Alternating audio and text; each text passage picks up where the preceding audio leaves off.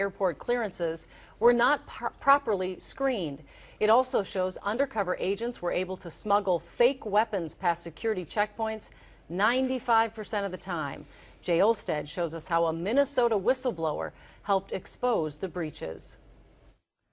The job of a TSA officer is a challenging one. As he watched testimony from whistleblowers on Capitol Hill today, security expert Michael Rozin was not surprised to hear about the lack of security at our nation's airports. Their strategy is not an effective one. This former security agent at the Ben Gurion Airport in Tel Aviv says the U.S. needs to follow Israel's lead when it comes to focusing more attention on a person's behavior and not as much on the weapon he or she is trying to hide. Relying solely on a technology to find the last weapon will always inevitably make you vulnerable and put you behind the bad guy. He points to this recent study out of the United Kingdom that showed highly trained security officers who engaged travelers by focusing on their behavior found deceptive passengers nearly 70% of the time, compared to less than 5% the traditional way. For most people, it's going to feel nothing but very friendly and polite interaction. But for those that have something to hide, they'll feel the pressure very fast. Do you swear the testimony you will give today in Washington, Rebecca Roaring, the Assistant Federal Security Director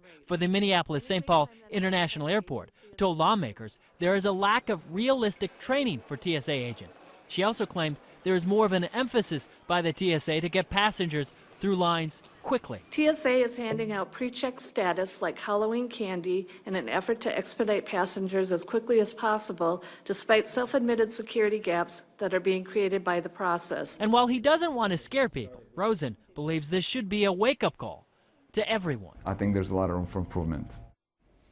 Yeah, and that recent report also claimed airport security, while generally effective at screening employees, failed to identify dozens of workers with potential links to terrorism.